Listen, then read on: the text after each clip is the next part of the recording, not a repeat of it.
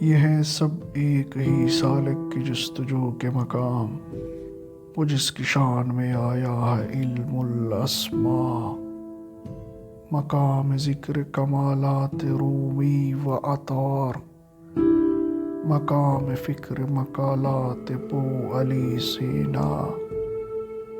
مقام فکر ہے پیمائش و زمان و مکان، مقام ذکر ہے سبحان ربی اللہ۔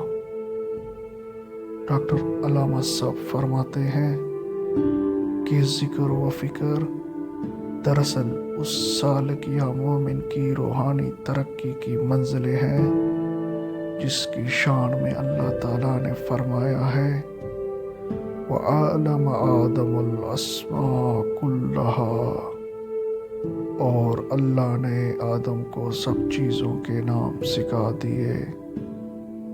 یعنی اللہ نے حضرت آدم کی فطرت میں جستجو اور تحقیق کا مادہ ودیت فرما دیا۔ مقام ذکر کیا ہے؟ اس کا جواب اقبال نے کس قدر دل پذیر انداز میں دیا ہے۔ کہتے ہیں کہ جب مومن مقام ذکر پر فائز ہوتا ہے تو رومی اور عطار بن جاتا ہے، یعنی روحانیت میں بلند مرتبہ حاصل کر لیتا ہے۔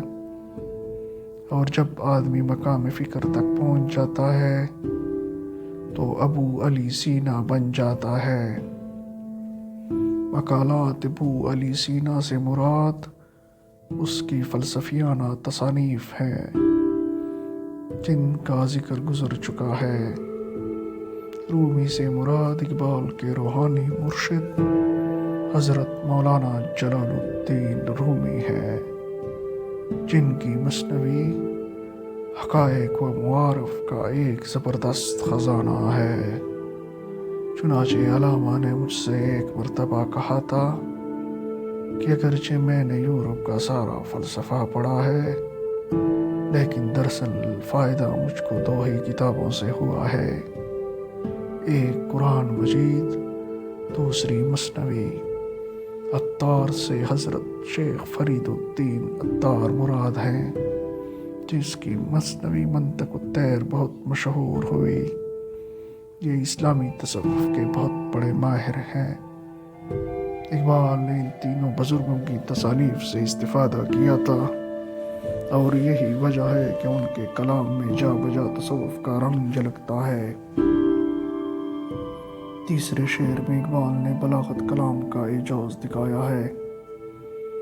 کہتے ہیں کہ قوت فکر کا ثمرہ یہ ہے کہ انسان زمان اور مکان کی ماہیت دریافت کرتا ہے، یعنی اہم فلسفیانہ مسائل میں غور کرتا ہے۔ اور قوت فکر کا نتیجہ یہ ہے کہ انسان اپنے خالق کے سامنے سر بسجود ہو کر اس کی پاکی بیان کرتا ہے، سبحان ربی اللہ۔ یعنی جب مسلمان سجدہ کرتا ہے تو کہتا ہے کہ میرا رب تمام عیوب و نقائص سے پاک ہے اور سب سے اونچا ہے۔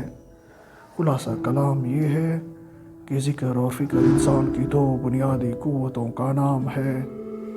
جب وہ ذکر میں ترقی کرتا ہے تو رومی اور عطار کی صف میں جگہ پاتا ہے، اور جب وہ فکر میں ترقی کرتا ہے تو فارابی اور ابو علی سینا کے زمرے میں شامل ہو جاتا ہے۔ اور اسلام ایسا دین ہے جو ان دونوں قوتوں کا جامع ہے۔